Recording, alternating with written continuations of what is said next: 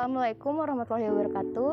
Saya dan teman-teman saya dari kelompok 2 dari Prodi Manajemen Mata Kuliah Ekonomi Manajerial ingin mewawancarai tentang analisis produksi dan biaya di masa pandemi. Untuk itu, kita alangkah lebih baiknya mengenal pengertian analisis produksi terlebih dahulu. Analisis produksi ialah aktivitas di mana produsen menambah atau menciptakan nilai tambah dari suatu barang. Aktivitas produksi dianggap sebagai penawaran yang akan menunjukkan perilaku produsen dalam menawarkan produk di pasar. Adapun skema sistem produksi, yang pertama input yang digunakan yaitu modal, tenaga kerja, dan manajemen. Lalu diproses bahan-bahan produksi yang menghasilkan output berupa barang dan jasa. Nah, dari pengertian analisis produksi dan biaya tersebut, mari kita menyaksikan video wawancara yang kami buat.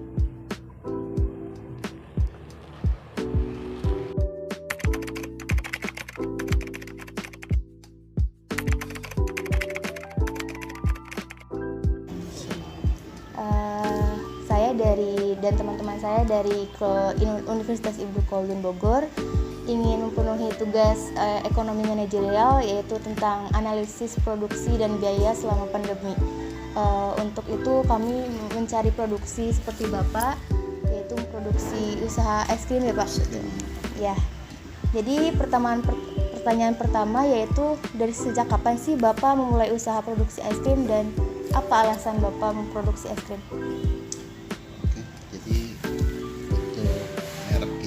Adalah King es krim ya, King es krim. Kemudian di Bogor itu kita mengawali dari tahun 2016 ya. Jadi mungkin sudah hampir 6 tahun. Nah, jadi alasannya itu ya pertama sebetulnya sih ini saya hanya pengelola ya. Untuk pemiliknya itu Pak Haji Handiyoko, sarjana ekonomi, sama Ibu Peti Fitriani.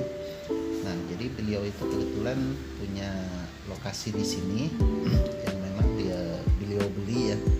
Kemudian beliau berpikir untuk bagaimana supaya bisa memperdayakan masyarakat di sini, gitu ya, menaikkan ekonomi di sini. Jadi, nah, dari pemikiran beliau itu, Pak Handiyoko itu, maka didirikanlah usaha UKM es krim di Cinangkalandet ini. Itu seperti itu untuk alasan sama awal dari pendirian. Sangat bermanfaat banget ya Pak, terutama di warga ini ya. Insyaallah. Oke, pertanyaan kedua, seberapa besar sih modal yang dibutuhkan untuk mendirikan usaha? Dulu sih paling besarnya sih ya mungkin rumah sama bangunan ya. Itu waktu beliau beli itu sekitar 700 jutaan ya. Kemudian untuk proses dari produksi es krim itu beliau itu hanya menganggarkan sekitar 500 jutaan seperti itu. Lumayan besar ya Pak ya. Pertanyaan selanjutnya, apakah pekerjaan sebelum pandemi dan sesudah pandemi ada perbedaan mungkin dari segi waktu, penghasilan gitu Pak? Ya, memang bukan kita aja ya, bahkan semua masyarakat dan dunia usaha aja semua sangat berpengaruh. Nah, tapi kami tetap bertekad ya bahwa pandemi ini bukan satu halangan untuk kita putus asa ya untuk berkarya, untuk mensejahterakan masyarakat. Tapi kami tetap mengusahakan di masa pandemi ini tetap kita mencari terobosan-terobosan market dan penyesuaian selama ada pandemi ini.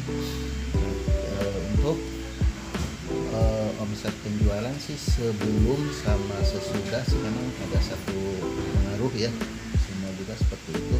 Namun kami ini kan sasarannya itu kan dari pedagang-pedagang kecil ya.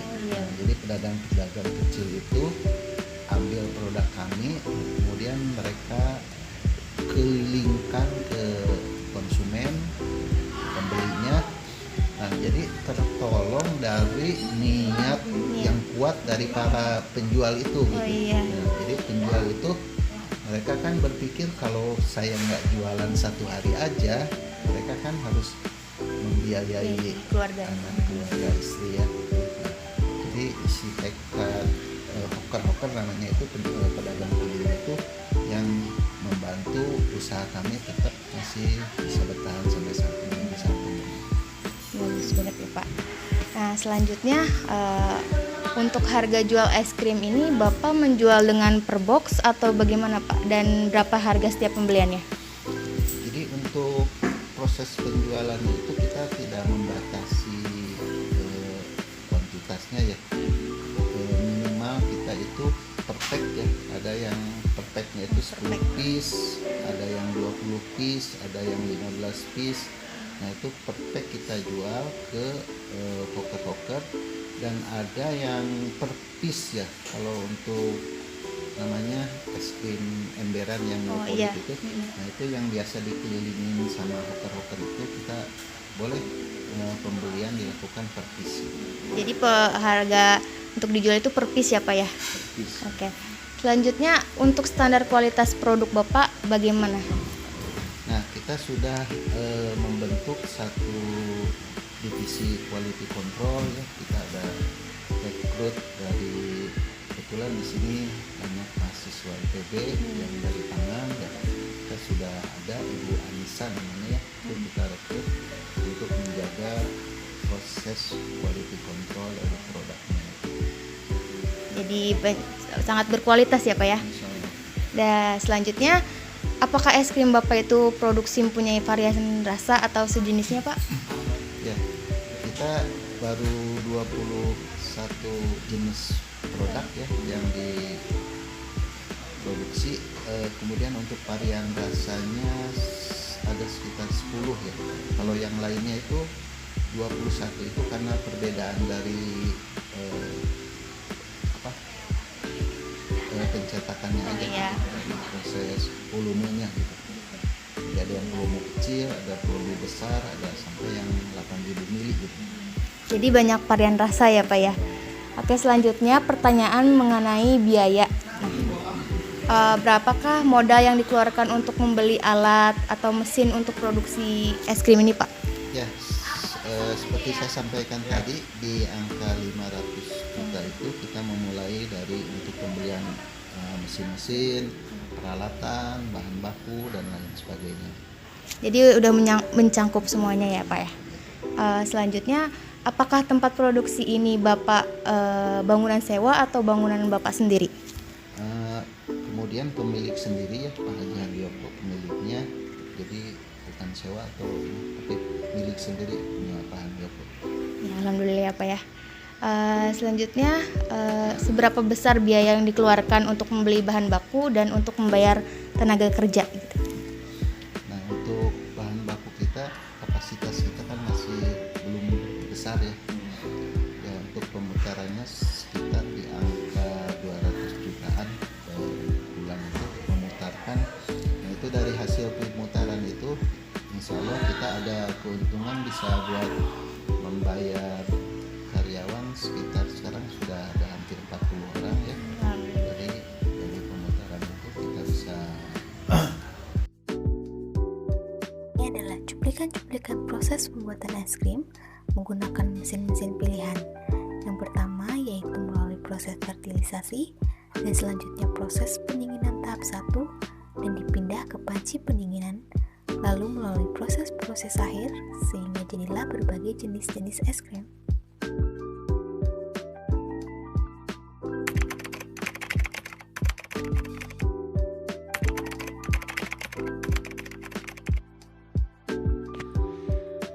Kesimpulan dari wawancara yang telah kami dapatkan kemarin dari Bapak Cepi, semenjak adanya perusahaan es krim tersebut dapat membantu penerangan di daerah tersebut.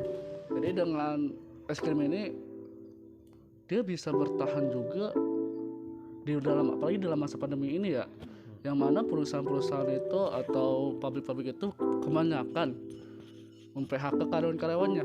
Kan tapi justru berbeda dengan es krim ini ya. Pabrik es krim ini justru mereka malah mempertahankan karyawannya, bahkan menambah gitu kan. Bahkan menambah. Sangat, dan juga dengan ada es krim juga kan yang tadi disebutkan di Amajihan juga, membantu warga sekitar, yang mana ketika warga sekitar itu memperjualkan ya, menjualin es krim itu gitu kan. Jadi warga sekitar itu ngambil es krimnya di pabrik itu baru dijualin. Jadi itu benar-benar membantu banget sangat membantu. perusahaan itu ya, maksudnya pabrik itu ya. Jadi produksi es krim ini sangat membantu ya, khususnya di masa pandemi. Walaupun ada penurunan omset, tetapi produksi es krim ini tetap mempertahankan para pekerjanya ya. Berbeda dengan jurnal yang saya baca mengenai produksi kerupuk di daerah Brebes, saat adanya pandemi malah mereka mem-PHK-kan karyawan gitu kan. Selain mem-PHK-kan karyawan karena emang mungkin promosi yang kurang didukung oleh produksi kerupuk, sehingga penurunan omset pun terjadi di produksi kerupuk di daerah Brebes. Bahkan bukan cuma hanya sekedar mem-PHK karyawan kan ya, sampai-sampai pabriknya juga ikut gulung tikar karena mengalami penurunan, bahkan mungkin kerugian gitu kan, yang disebabkan karena kurangnya peminat, kurangnya promosi ya, kurangnya karyawan juga kan. Berbeda sekali dengan tadi es krim ya. Es krim di masa pandemi ini dia tetap bertahan gitu kan. Tapi sedangkan pabrik kerupuk itu benar-benar sangat terdampak. Karena kenapa ya? Di masa pandemi ini tentu banyak sekali rumah makan atau tempat-tempat yang menyediakan makanan. Itu kan biasanya rumah makan itu kan ada kerupuk ya. Ya nggak sih? Tapi karena ada pandemi ini, rumah makan tutup, dan tentunya Pedagang kerupuk pun rumah makan itu nggak mesen kerupuk lagi dong. Tentu itu benar-benar sangat terdampak sekali bagi produksi kerupuk itu tersebut ya. Ini mungkin menjadi alasan mengapa penurunan kerupuk itu terjadi ya. Iya.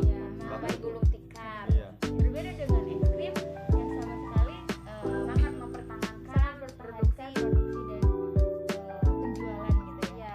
Mungkin ada penurunan, cuma tidak separah ya kerupuk Yang sampai